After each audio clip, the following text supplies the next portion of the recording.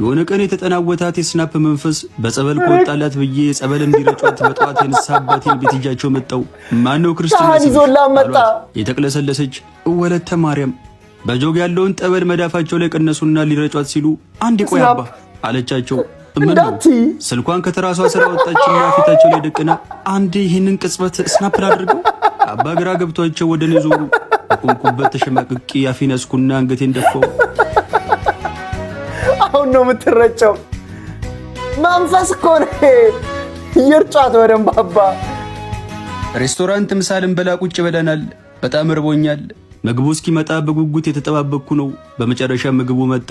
ሸሚዜን ወደ ላይ ሰበሰብኩና እጄን ትሪው ላይ ልሰደው ስል እስኪ ተረጋጋ ብላ ገሰጸችኝ። ምግቡን ሳልባርክ ልበላ ስለነበር እሷ ልትባርከው መሰለኝና እሺ ቶሎ ባርኪውና እንብላ እርቦኛል አልኳት።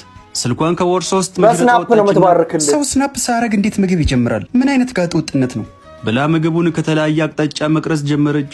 እሷ ስናፕ አርጋ እስክትጨርስ እኔም በተቀመጥኩበት ለትንሽ ደቂቃ ናፕ አርጌ የተነሳው። ህመም በሽታ እኮ ነው የእኔ ስናፕ የሚያረግ። ለቅሶ ቤት ቁጭ ብለናል። ሁሉም ሰው ጥቁር ለብሶ በትካዜ ተውጧል። ወደ ጆሮዋ ጠጋልኩና ነግሬሻለሁ እዚህ ስናፕ አረጋለሁ ብለሽ እንዳታዋርጅኝ። ምን ነው አንተ ይሄን ያነውረኛ አደረከኝ እንዴ? አገናዝባለሁ እኮ። ጎሽ ተባረኪ፣ ጥሩ ለውጥ ነው ብዬ ፈገግ አልኩ።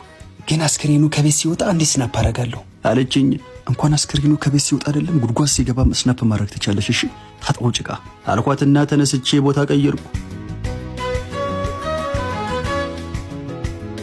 በቃ እንደከመኝ ጻጥ ልበል እስቲ።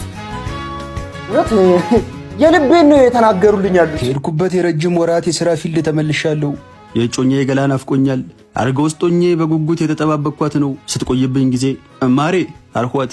ወዬ ታጥበሽ አልጨረሽም እንዴ? ቆየሽ እኮ ነው ወይስ እኔ ልምጣና ሻወር ውስጥ ጉዳዩን እንጨርሰው? በፎጣ ገሏን ሸፍና በቃለችና ይሄው መጣውልህ ብላ አልጋው ጠርዝ ላይ ቆመች።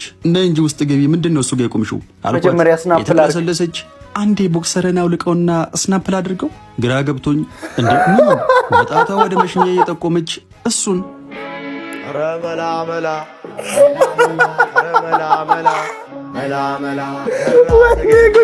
ቤት ሞላ እንዳንቺ አማረበት እኔም ገላ አቤት የስናፕ ሱስ እስኪዳላ ያለ ይኖራል